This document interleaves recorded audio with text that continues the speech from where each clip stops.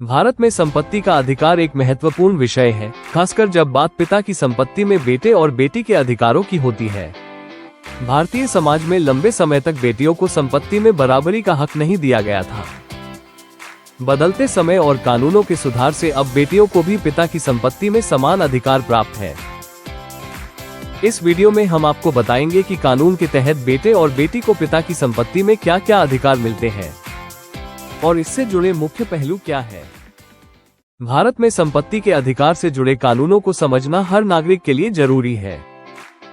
यह न केवल पारिवारिक विवादों को सुलझाने में मदद करता है, बल्कि यह भी सुनिश्चित करता है कि हर व्यक्ति को न्याय मिले। भारत में पिता की संपत्ति पर बेटे और बेटी दोनों का समान अधिकार है। हिंदू उत्तराधिकार अधिनियम 1956 और इसके 2005 के संशोधन ने बेटियों को समान अधिकार दिया है। पहले बेटियां केवल शादी से पहले तक ही पिता की संपत्ति पर दावा कर सकती थी, लेकिन अब यह नियम बदल चुका है। 2025 में नए नियम लागू होने जा रहे हैं जो जमीन रजिस्ट्री को प्रभावित करेंगे। जानिए क्या बदलाव आने वाले हैं। संपत्ति के प्रकार में 2 श्रेणियां होती है। पहला, अर्जित संपत्ति जो पिता ने खुद अर्जित की हो। दूसरा, पैतृक संपत्ति जो पीढ़ी दर पीढ़ी चली आ रही हो। इन दोनों प्रकार की संपत्तियों पर बेटे और बेटी का अलग अलग अधिकार होता है। बेटों का हमेशा से पिता की संपत्तियों पर अधिकार रहा है। अगर पिता की मृत्यु बिना वसीयत के होती है तो बेटा कानूनन उत्तराधिकारी होता है। वसीयत होने पर बेटा केवल उतने हिस्से का हकदार होगा जितना वसीयत में लिखा हो। 2005 के संशोधन के बाद बेटियां भी पैतृक संपत्ति में बराबर की हिस्सेदार होती हैं। शादीशुदा बेटियां भी अब अपने पिता की पैतृक संपत्ति पर दावा कर सकती हैं। 2005 में हिंदू उत्तराधिकार अधिनियम में बड़ा बदलाव किया गया। इस संशोधन से पहले बेटियां केवल तब तक हकदार थीं जब तक उनकी शादी नहीं हुई थी। अब बेटियां भी पैतृक संपत्ति पर बराबर का हक रखती हैं। शादीशुदा होने के बावजूद बेटियां अपने परिवार की पैतृक संपत्ति पर दावा कर सकती हैं।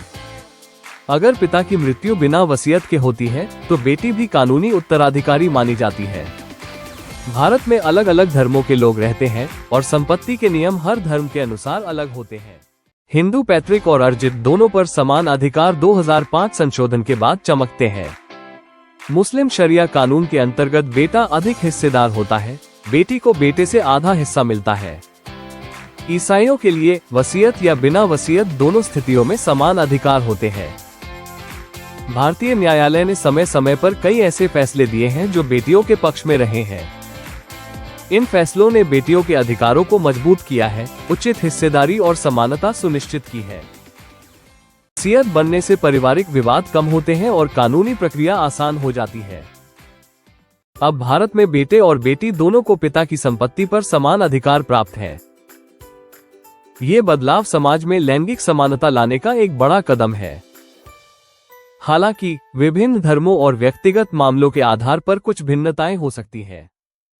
ये लेख केवल सामान्य जानकारी प्रदान करने के उद्देश्य से लिखा गया है। किसी भी कानूनी सलाह या निर्णय लेने से पहले विशेषज्ञ या वकील से संपर्क करें।